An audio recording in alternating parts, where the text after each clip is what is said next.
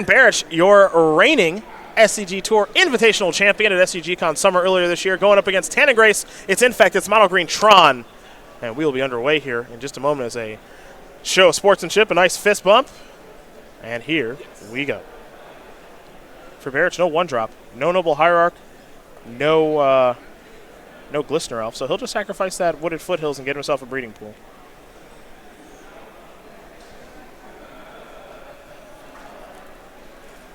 For Tannon Grace, it's Nurse's Power Plant and a Chromatic Star.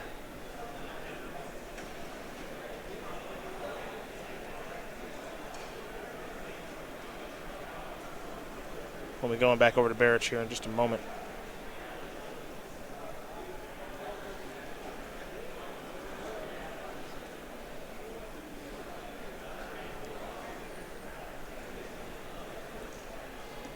It'll be a Forest. And there's a Blight Agent. This game could be over next turn, folks. Now, if you're Tannon Grace, you're going to start by sacking a star. Really needs to find himself a copy of Walking Ballista. That's a land. That'll be a Ballista. And Barich does not actually have Mutagenic Growth, so that's good news there for Tannon. He at least gets to play on. Yeah, I love Tannon there not screwing around. Just try to kill that thing if you can. Risk the Mutagenic Growth. Mutagenic Growth is going to be good regardless. Mm-hmm. Now, Barich does have another threat here in Glistener Elf. And you have to imagine with some amount of protection as well. As here's the Sylvan Scrying for Tannon Grace. He'll search up another Tron piece. Barich doesn't seem to mind. As Grace will find a Urza's Mine. He'll search that up, and it'll probably be his land for the turn. And we'll see if Aaron has something resembling the win here, as Tannon's going to put the shields completely down with a Chromatic Star. Barich will draw. That's a land. That's a couple of pump spells. He's not wasting any time. Aaron Barich is going to win game one here over Tannon Grace. As in fact, very quickly up a game here over Mono Green Tron. Aaron making it look easy. You got to remember, too, this is part of the reason that Aaron not only continues to play this deck, but certainly selected this deck at that Season 1 Invitational earlier this year. He picked this deck because there was a lot of free wins, and coming into that tournament, Ironworks was a big deal, and you remember that. Well, you weren't there. Myself and Todd Anderson covered the finals. Aaron Barich just destroying Zach Elsick. Elsick playing Ironworks against Infect. Yeah, okay. Yep. No, I think Infect's a weirdly underrepresented deck right now. You still have Blighted Agent to cheat a lot of the bad matchups, and the good matchups are just very good. Yeah. Take a look at the sideboards here. We're going to start with Tannon. Now, he does have some cards to sideboard in that do matter. Fourth Thragtusk, not so much. Some number of Nature's Claims, I do like. I don't know if it should be the full 4, but, you know, Inkmoth Nexus is a weakness to this deck. 3 Thought-Knot Seers, 2 Spatial Contortions, a Grafdigger's Cage, and an Emrakul, the Promised End. I mean, there's a couple of good ones. I like the Contortions. I like Thought-Knot Seer in this matchup, and I would get in some number of Nature's Claims as well.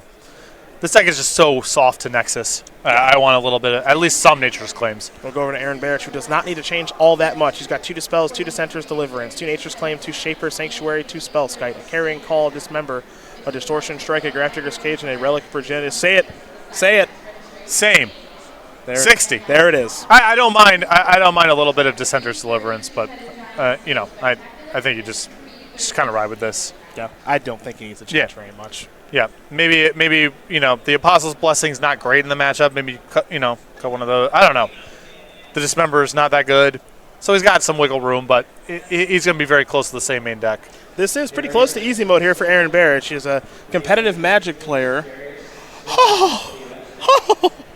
So we're going to overtime in Tampa. It's a brown out. It's a good weekend for you. Another overtime game. A brownout in Tampa. It's time for Baker. Still mourning in Columbus, Ohio after the shellacking the Boilermakers. Per doing it? Is that what happened to Ohio State? Did we Purdue it? I asked Nick Miller if he could come up with a graphic of a train running over Brutus the Buckeye this morning. Someone else out there could do that for me, or it's probably already out there. It might already be a nice weekend for you. Not bad. Not bad for the Phillips household. Very quickly, we want to sell you some Magic cards. StarCityGames.com weekly sale. You can save up to 50% on select full art lands. And I think we should put some trained themed cards on there, too, from Magic. So maybe the vehicles. The 4/3. What's the 4/3 that gets +1/+1 and trample when you attack? That unbeatable. I know what you're talking from Kaladesh. That unbeatable thing.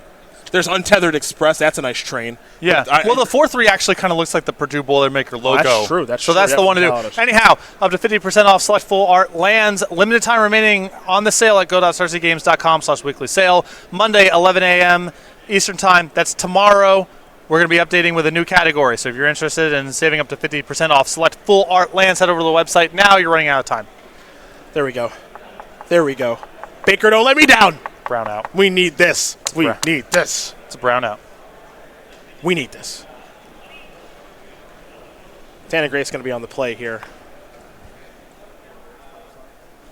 But in the meantime, we're going to learn a little bit more about Aaron Barich because he's likely to be the winner of this match as the 21-year-old from Gulfport, Mississippi with 6 open top 8s, 1 open win. Invitational top 8 win earlier this year. He's a streamer. He does some theater and a connoisseur of, I'm going to remove the fine and just put hats. Yeah. Just a connoisseur of hats. Fine is open to interpretation. Yeah. I don't dislike his hat, but I don't like it. It's a stylistic choice for sure. It's a bold stylistic choice. The hat that was eaten by his apartment for some amount of time. But fortunately, yes, discovered. Welcome back, hat. He has worn this hat in events for like 6 years, by the way. Beep, beep. That's not the one I want. That's an aggressive train. I want the 4-3. Renegade Rallier? No, Renegade something. It's Renegade something. Is it Runaway something? No. It's Renegade something. It's unbeatable in that draft format. I think Renegade isn't Renegade. No, what's the Rallier? What was the stupid card that gave you energy and drew a card? Team or Energy? Rogue Refiner. Rogue Refiner. Renegade something. They're saying Renegade Rallier on Twitter. I don't know if that's true. Freighter, unbeatable. Unbeatable. Do not pass. That does actually kind of look like the Purdue logo a little bit because it's got the little frame on the bottom there, like the Purdue one has with the slots. It's similar. Toot toot. Sorry, Ohio State. Toot toot. So as you know, I grew up in Strongsville, Ohio, which is 2 hours from Ohio State University. So a lot of people ask me if I like Ohio State. Heck no. Yeah. I hate everything about Ohio State. All of it. I hate their stupid colors, their song. I hate all the of it. Ohio State. Yeah, the? You can't just throw that in front of your university. Get it out of here. Boiler up. We didn't just beat them. Good weekend for me, too. Crushed them. Rutgers nearly won. On the precipice of winning. It's one step at a time. Yeah, that's not a train. Yeah, that's a different... That's a human warrior. I mean, that's one of the members of the Boilermakers that beat the crap out of Ohio State yesterday, probably. But that is not a train. For Aaron Barich, he kicked things off with a breeding pool and a noble hierarch. Tannon has a tower to go on with his power plant and a chromatic star. He does have more interaction after sideboard, which is good for him. This is a wooded foothills for Aaron Barich, and he'll play a Spellskite. And Mal maybe a Glistener?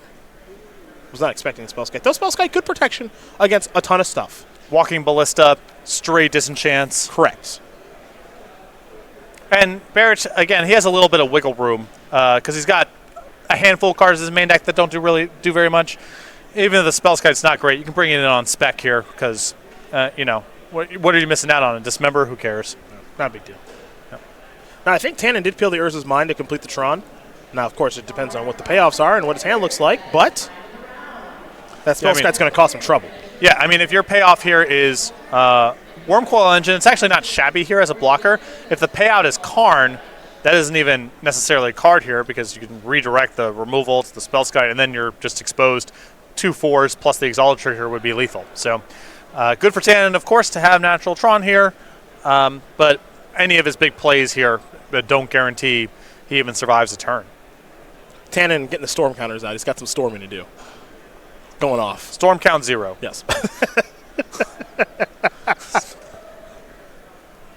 Still looking to brew a little bit. Storm count 1, Ballista for 3. All right. Ballista's not bad. It's okay.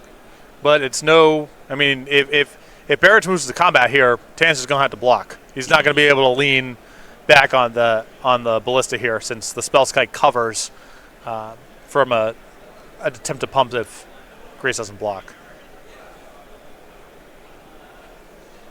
Spellskite is the perfect coverage for Barich's battlefield right now. Yep.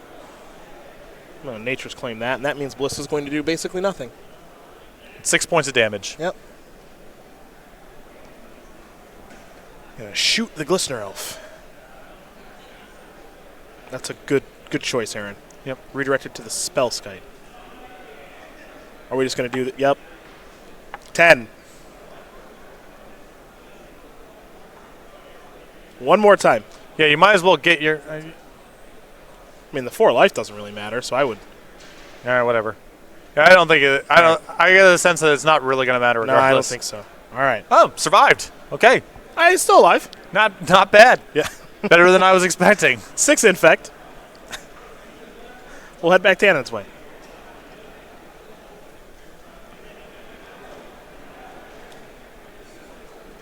That's a good magic card. That's a good card. Oblivion Stone. Being on the play of the draw, it's a world of difference, folks. Yep.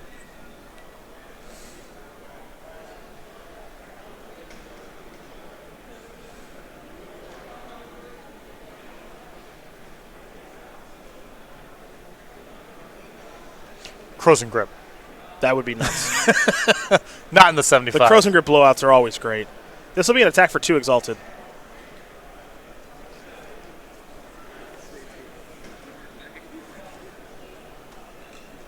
All right, well, here's a Groundswell to force Tannon to use it. Yeah. And now he's going to rebuild. All right. With the Glistener Elf. So Tannon now needs another thing. Now, I think he actually does have another thing. I think he has an Ugin in hand.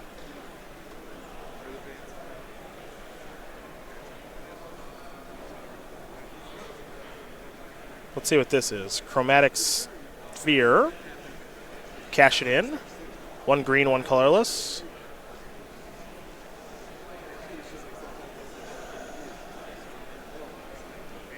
Actually, just 1 green. Pardon me. Has to cast it. So just 1 green floating.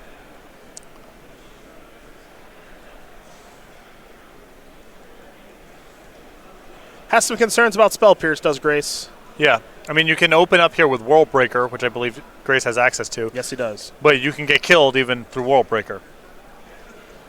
Ugin is the safer line should it resolve, but there's no guarantee it resolves.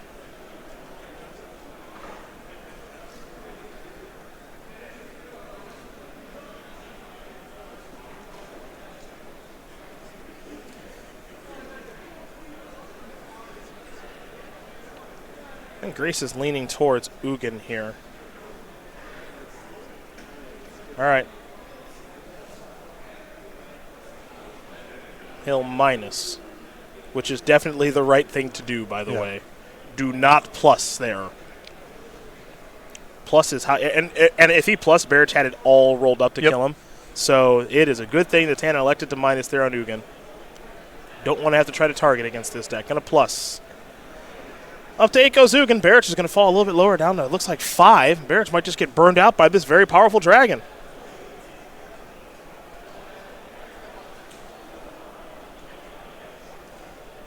World Breaker is going to come in.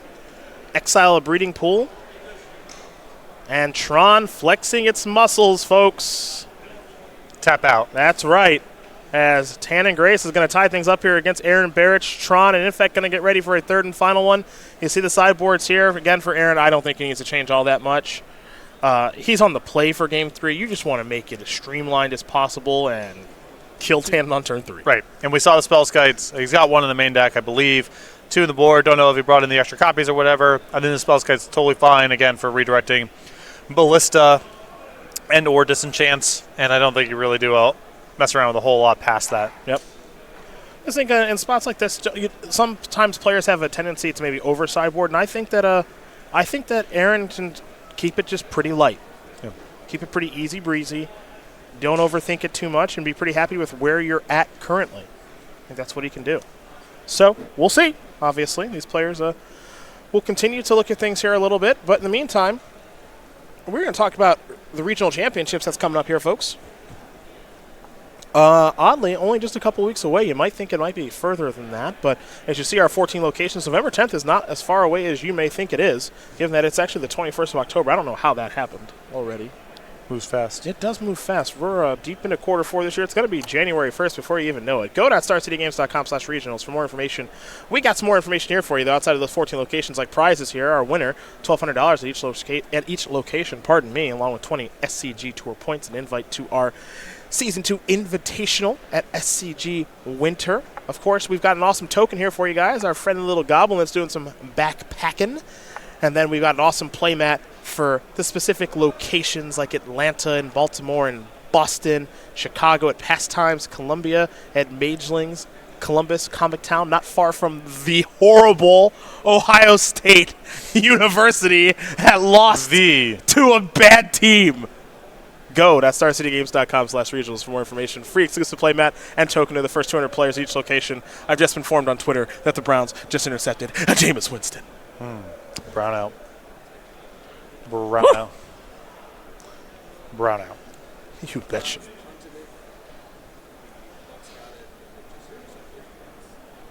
I need this. LeBron left us in the dust. We need every win we can get in every sport. Need this. Actually, LeBron, tough start for him. Can you imagine LeBron throwing punches in a game? I bet those would hurt. Yeah, I can't. I don't even know. I can't recall ever even getting like close to that. No. Yeah. No. It's very calm. It's all right. We still love you, LeBron. But it's Baker City. It's Baker City now. Yeah. Barich on the play here for G3. And Tannon Grace. Remember, winner of this match is going to be playing elimination rounds a little bit later today, and then you get to vote. If you want to watch Aaron Barich play some more Magic, if he wins this match, you can do that. Or if Tannon Grace does, you can vote for him. Watch some more Tron. In fact, maybe looking to make short work of this topic. You got to remember, too, Aaron Barich in this building, not this exact room. We've done a lot of Magic in this Fort Worth Convention Center, but not this exact room. Aaron Barich has already won an Open in this building. Found out about Aaron Barich about 5 years ago on the SCG Tour, when he was a lot younger, of course, before he picked up that invitational win and that token, of course. But he's looking for another Open win in the Fort Worth Convention Center, and he is one game away from making the elimination rounds, a place he's very familiar with here in Fort Worth. Both players are going to take a look at 6 cards now. I think Aaron is happy with his opening hand. Tannon is not. So he's going to go down to 5. And while Tannon works on that, we want to, of course, talk about the Aaron Barich token that he got for winning that Season 1 Invitational earlier this year. There he is with his hat in tow. And it looks like maybe the old 504 jersey from his friends down there in the New Orleans, Mississippi area, the team he's a part of. Aaron Barich is a 1-1 soldier on the SCG Tour. A couple ways you can get this token, not this weekend, maybe next weekend in Charlotte. Well, the easiest way to go get this token is to attend any Open or Classic. You sign up, we give you one of these tokens. And if you can't make it out to one of our events, head over to StarCityGames.com, place an order from the website, $5 or more, and your order will be shipped with one of these tokens.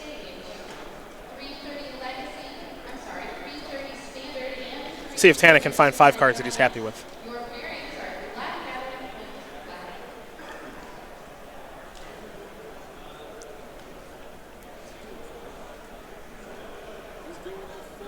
He is going to 4. Tough way to end the day. Tough, they say. Tough matchup, tough opponent. Not a good matchup. Tough mulligans, lost the roll. Yeah, all of it. All of it is tough right now.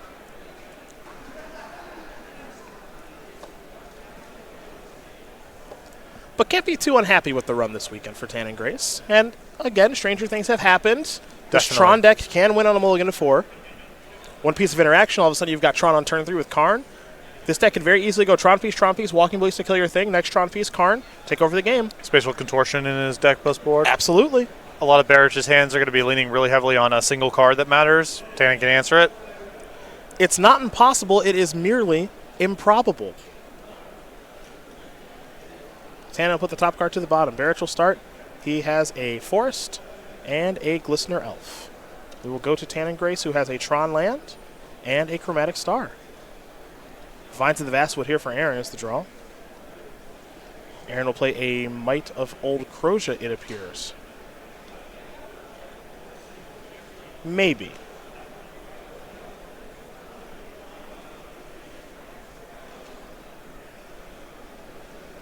He's going to get himself a breeding pool untapped. Excuse me. He'll play Vines. Get in here for 4. This leads me to believe that he has mutagenic growth to trump a Ballista. I think he has a Nexus in his hand and just doesn't care. That's also good. Tannon has Spatial Contortion. This is what we're talking about, folks. Ooh, Spellskite was one heck of a draw there from Aaron. Wow, wow, wow. Yep, that's the cover he needs to be able to beat a Claim or a Karn, assuming he's got another 4 points rolled up. Yeah. That was a huge draw. Tannon's going to sacrifice the star, draw a card, picked up another copy of Urza's Mine. There's a Nature's Claim. Does Tannon have a land, maybe? Yep. Okay, okay. He does have another Spatial Contortion in the list. And it's in his hand. Is it really? No way. No. Oh! We got a game. Oh, Tannon.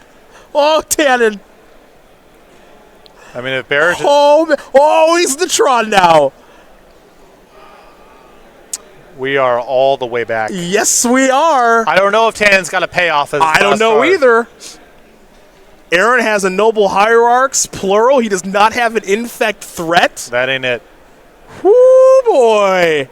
Tannon needs a payoff card. He knocks the table, looking for his deck to knock, but he's feeling like he can get back into this one now.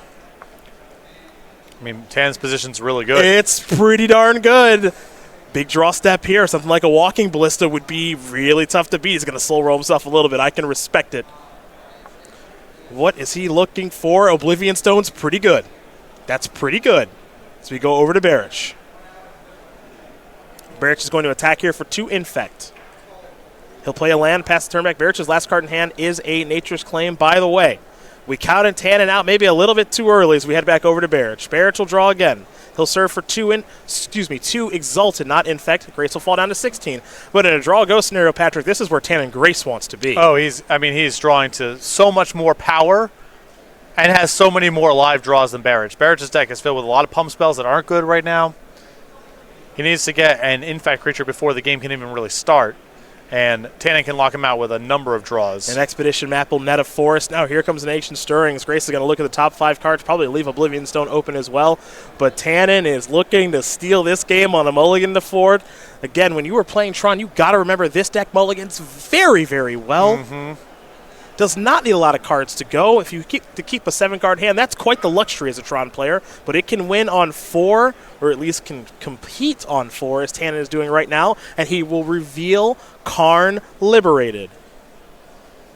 Remember, he's already played a land for the turn. As he searched up the forest, he'll pass the turn back over to Barich. Barich going to come in here for 2 Exalted once again. Grace is going to fall down to 14. He'll play a Forest Will Barich, and he'll pass that turn back over to Grace. Grace will draw as a time to deploy Karn is the question. The answer appears to be yes. As he's tapping those 3 Tron lands to generate 7 mana, let the carnage begin. As it will go up to 10. And Grace will be exiling a card from Barich's hand. Now, Barich does have the ability now to kill Oblivion Stone with a Nature's Claim that's in his hand.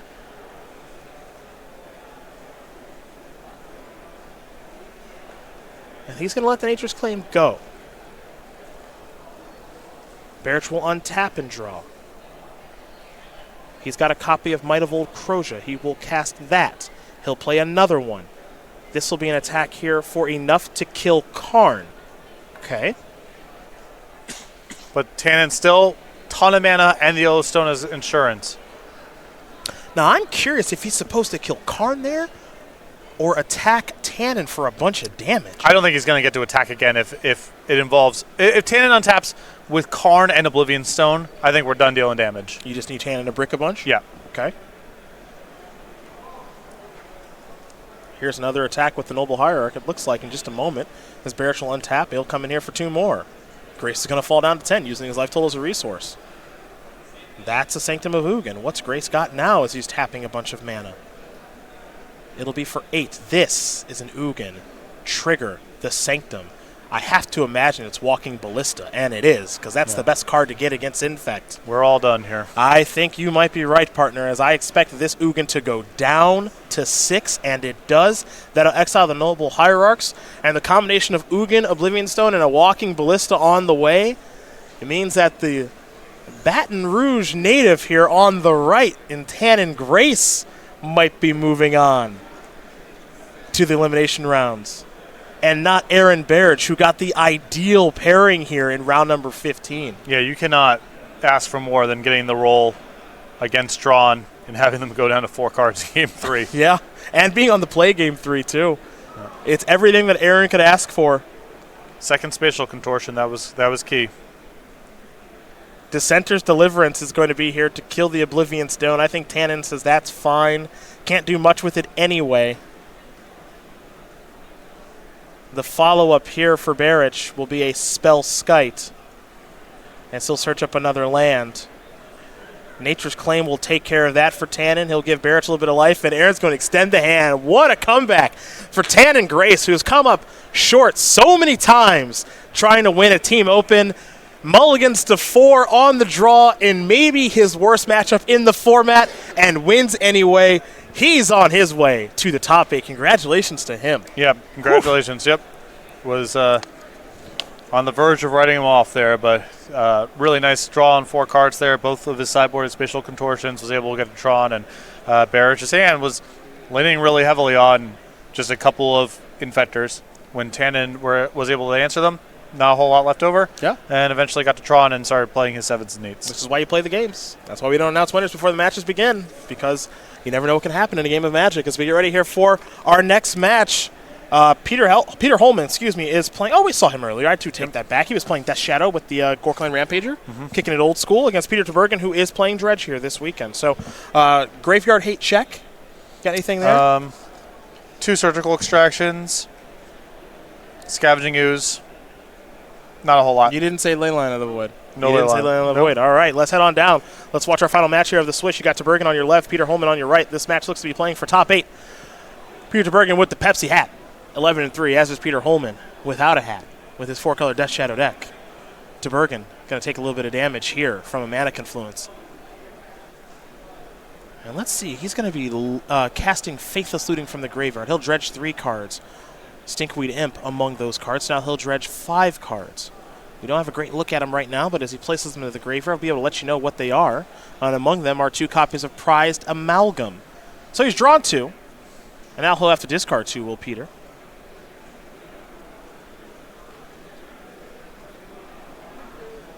You see the life totals here. It's 11-8.